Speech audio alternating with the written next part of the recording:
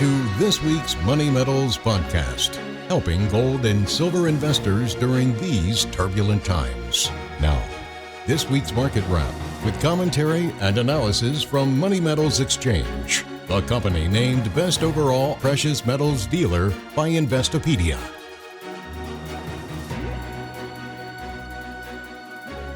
Welcome to this week's Market Wrap podcast. I'm Mike Leeson. As the Federal Reserve ramps up its rhetoric on rate hikes, precious metals markets continue to consolidate. Gold and silver showed some signs of basing out and readying to move higher with a rally on Thursday. As of this Friday recording, gold prices come in at $1,951 an ounce, up 0.9% for the week. Silver, meanwhile, is putting in a slight weekly gain of 0.3% to trade at $24.97 per ounce. Turning to the platinum group metals, they have been slumping of late. Platinum is off 1.6% this week to trade at an even $1,000. And palladium, which is putting in a big advance here today of plus $200 so far, is up a robust 7.4% this week to command $2,499 per ounce. Metals markets haven't been helped by a rising U.S. dollar index. Yes, despite the Federal Reserve note losing purchasing power at the most rapid pace in 4 decades, it is gaining against most other foreign currencies. A big part of this superficial dollar strength is based on expectations that the Federal Reserve will raise interest rates more aggressively than the central banks in Europe and elsewhere. On Wednesday, the Fed released the minutes from its most recent policy meeting. Officials indicated they wanted to shrink the central bank's massive bond purchasing program at a faster pace than previously indicated. Some also pushed for larger 50 basis point rate hikes in response to alarming inflation data. The financial media widely reported the Fed's monetary policy stance as being hawkish, but policy itself remains extremely accommodative, and the Fed will face immense pressure to continue accommodating the borrowing spending binges on Wall Street and in Washington. There are very few deficit hawks these days on Capitol Hill. Both establishment Republicans and Democrats regularly vote for budgets that grow government spending beyond the ability of revenues to cover. They haven't felt any need to change their ways because they have a seemingly unlimited capacity to borrow at officially low interest rates, thanks to the Fed. But with rates now rising, the costs of government deficit spending are growing. President Joe Biden is undeterred. Last week, he pushed a massive $5.8 trillion budget proposal. He claims that it won't increase the deficit or contribute to inflation because he will be raising taxes to pay for it. Joe Biden wants to impose a billionaire minimum income tax, raise the top tax rates on individuals and corporate income, raise the top rate of capital gains and dividends, and exact taxes on investors' unrealized capital gains after they die.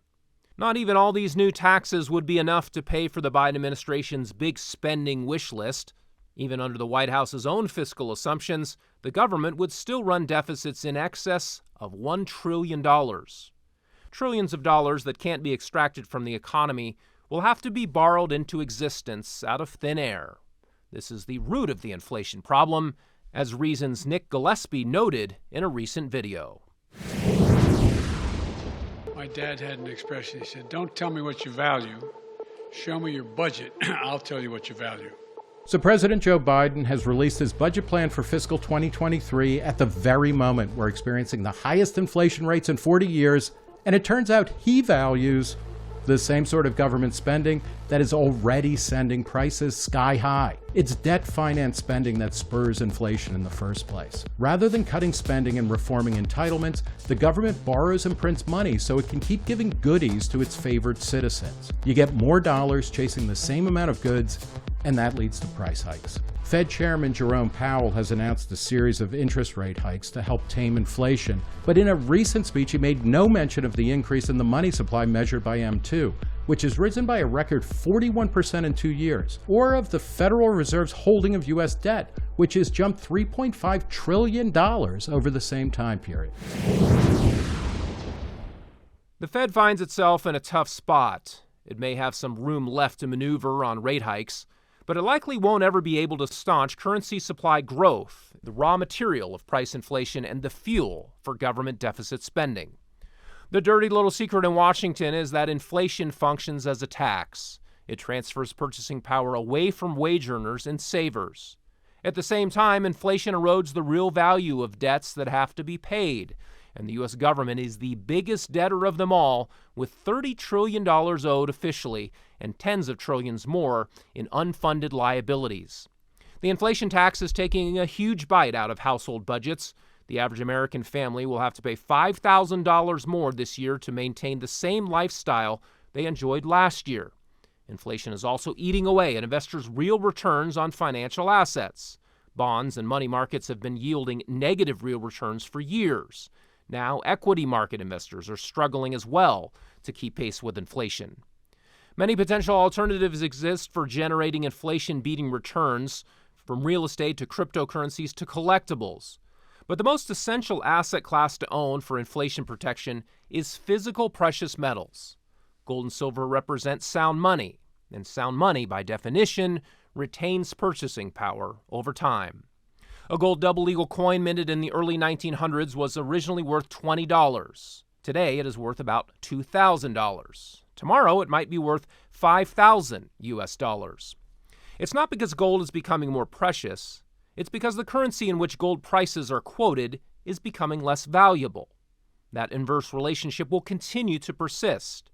And as there is no limit to how much currency the Fed can create, there's no ceiling for how high precious metals prices can go in U.S. dollar terms.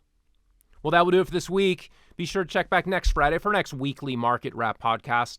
Until then, this has been Mike Gleason with Money Metals Exchange. Thanks for listening, and have a great weekend, everybody.